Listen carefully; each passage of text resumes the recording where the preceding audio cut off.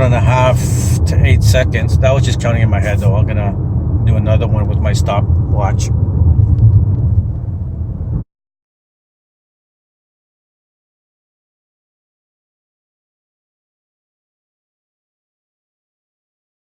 Stoppers here, RPM reviews. So I'm in the 2019 Mazda CX-5 Signature with the 2.5 liter turbo. Oh yeah, baby. Mazda CX-5 leaving the dealership. There's a little bit of a bump here. All right. I think this one's got the 19-inch rims, so it is a little bit bumpier ride. It's very sporty, but it is bumpier ride. I didn't like the sound of that personally, I think. So driving in the city, I do like that, even though it's a turbo, being a 2.5 liter turbo, not a smaller one like a 1.5 or a 2 liter like some of the other compact SUVs have. It does give you a little, relatively decent little acceleration in around town, like just normal acceleration, not when you really want to pass somebody strong, without having to really press it into kind of more like a naturally aspirated engine. So I guess being that it's a little bit bigger than some other engines, it's natural part of the design, being a 2.5 liter, gives you a little bit more everyday up and go without using the turbo. So the fuel economy is actually not bad. So this one is actually rated a very good fuel economy, and that's probably one of the reasons why it doesn't have to work as hard in the city to get the turbo going all the time. Because as you use the turbo a lot, it burns a lot more fuel. Let's go on the curve here. Just did that curve at 70 kilometers an hour. So handles very nice.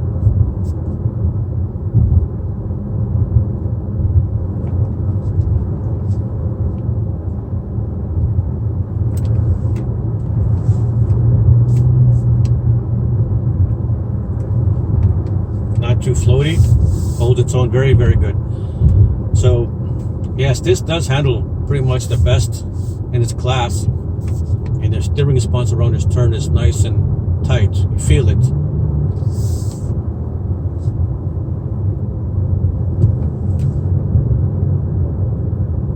Feeling it, and let's come to a stop. Brakes are pretty good.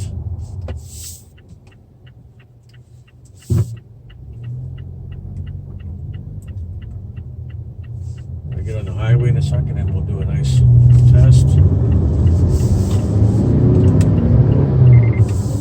There we go, that's the blind spot monitoring.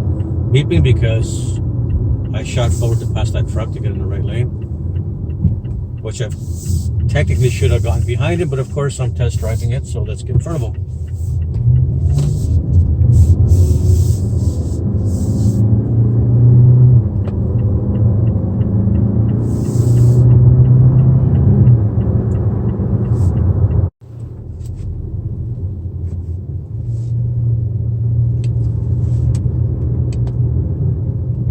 Roundabout here. This thing's really handling well around this roundabout.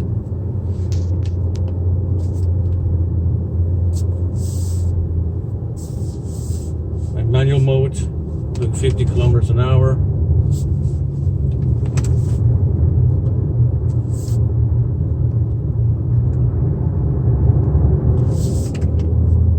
That was around 45 kilometers an hour, just a little over 25 miles per hour. Wow.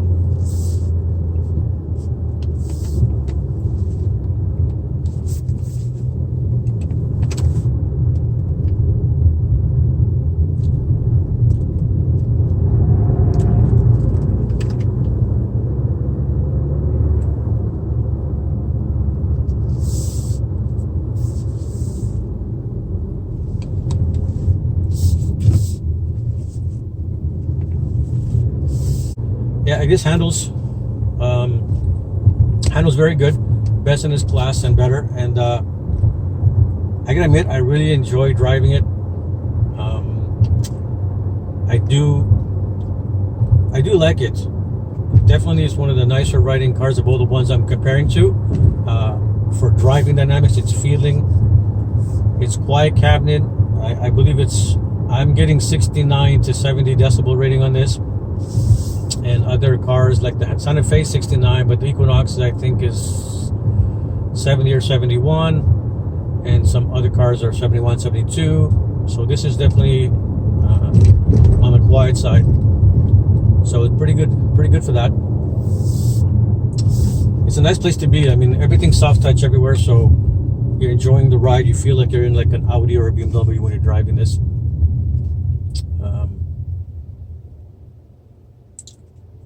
That said, this one coming with the 19-inch rims, I find, though it's a smooth ride, of course you feel the bumps more. It is 19-inch rims. If I was to choose this one over the other ones I'm comparing, which is the Equinox, the Outback, the 19, and looking forward to test driving the 20 before making a decision, and the Hyundai Santa Fe with the 2-liter turbo, I'm comparing that one as well. Possibly the Buick Envision, but the fuel economy in that is not as good. We'll get on the highway soon, and just now, and you'll hear the engine revving away. Okay. That beeping you may have heard is the blind spot monitor. Some have the flashing. This has a flashing and an audible alert.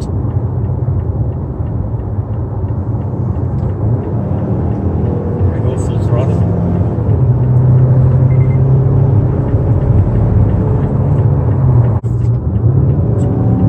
Throttle.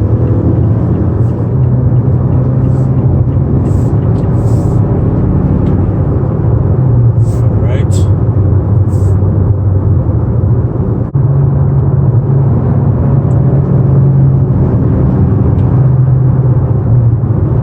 Wow, pretty nice.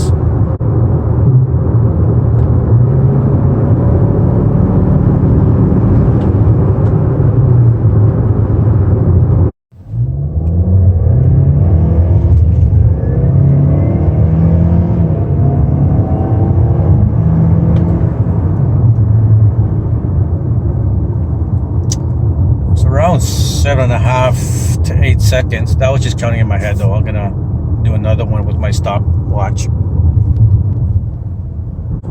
want to see when I gun it, what gear from this speed it goes down to. Right now it says I'm in 6. If I put in manual mode, I'm in 6, even though I'm only doing 50 miles per hour, because it's obviously just cruising mode. Car's coming in front of me. Get a moment here, and I'm gonna gun it, and then I'm gonna switch it to the manual mode to see to which gear it went to.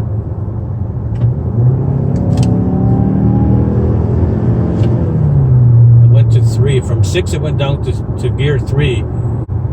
Try that again.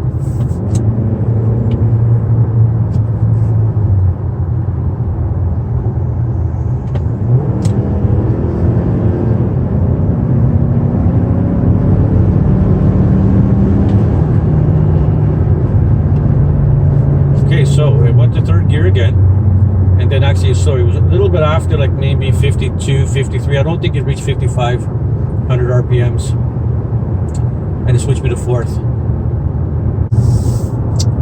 So the driving dynamic, as you all know, are fantastic for an SUV, and you can't complain. You feel like you're driving a luxury car, a luxury SUV like a BMW or a Mercedes, and it's really nice. Fuel economy, this top of the line Signature is rated for 10.7 liters per 100 kilometers in the city, which is very good, and 8.7 liters per 100 kilometers on the highway driving. But for the turbo, 8.7 liters per 100 kilometers, that's pretty good. That's at least around 27 miles per gallon, and a lot of reviews are saying that they're getting 29 miles per gallon on steady highway cruising. So if this really can get 28 to 30 miles per gallon, on depending on the speed of a cruising that you do on a long trip, that's good for the power the car has. You know, this cabin is really a nice place to be. It does have that very luxury feel to it. It's very simple in the way it's laid out, but with all the soft touch and stitching everywhere, the Napa, especially the Signature, the Napa leather is so soft. I love it.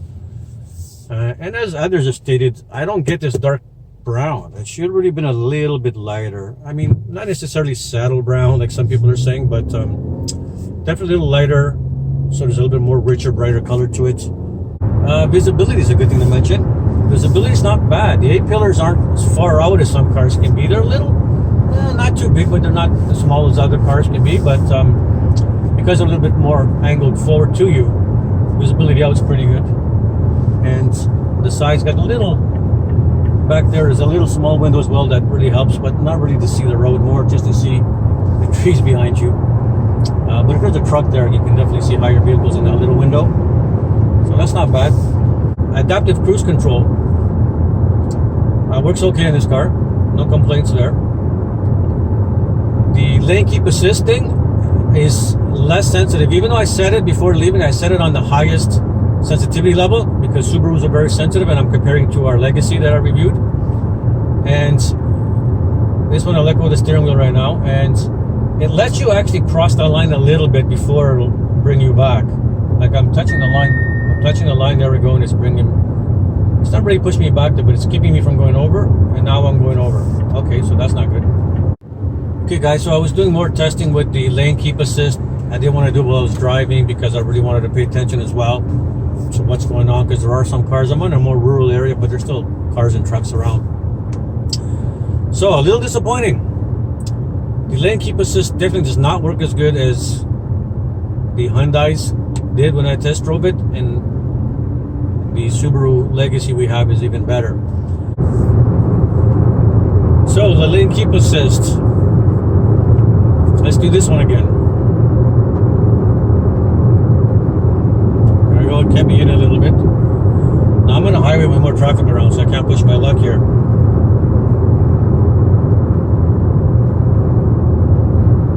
Alright, it kept me in a little bit.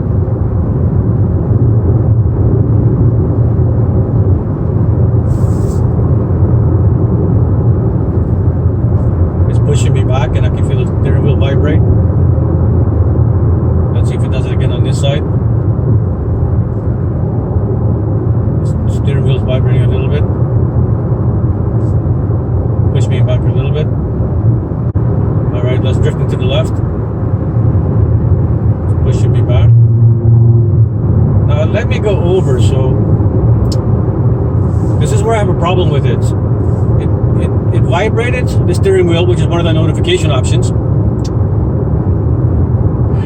And it pushed me a little bit to try to keep me in the lane, but my left hand put ever so slightly pressure to go over a little bit, which would be something you would be doing by mistake if you're drifting, falling asleep, and then it gives up and lets you go over. So let's try that again towards the right.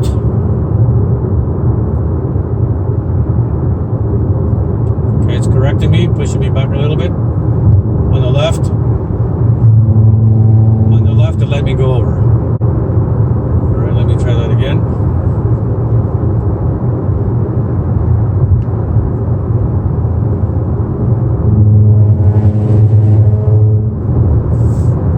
Let me go over again. Get into the right lane. Because I want to test if the dotted line is picked up more than the left solid line was doing for the lane keep assist. Now let me try that on here. I'm going to go to the right. Let me go to the left first. A little bit left. It is correcting me. Go a little to the right. It's correcting me. It's correcting me still, but now it's letting me go over.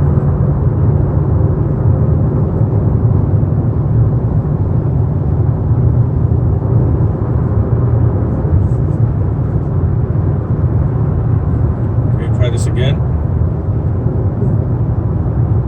pushed me back. Okay, there's no line there, so I better wait until it senses the line. Alright, here we go. It's corrected me, but now it didn't push me all the way back, it's just kind of staying there. So it tried to correct me, but it just, again, not enough muscle behind the correction, and it doesn't sustain it. I gotta give it a thumbs down for its lane keep assist. So as much as this is really dynamic to drive, it's wonderful. Ooh, sporty, yeah, we all love it.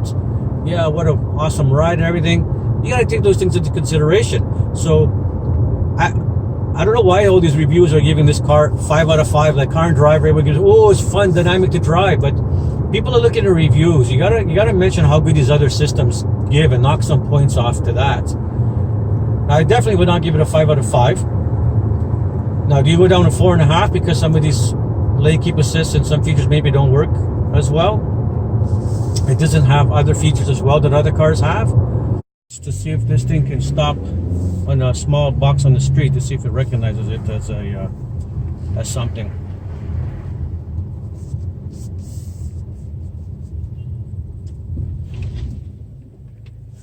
It's not recognizing it.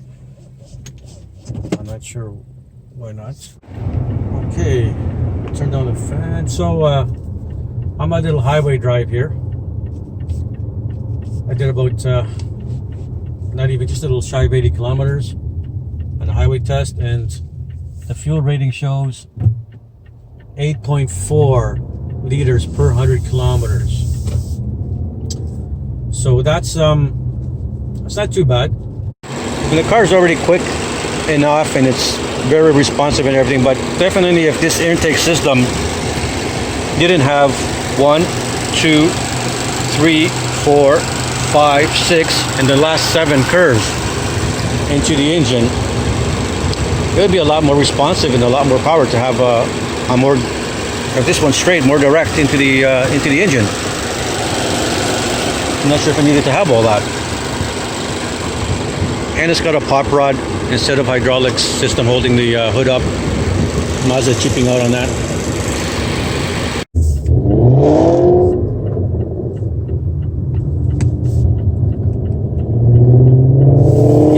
If you could hear that revving, that's the Mazda. See how cool the Mazda sounds?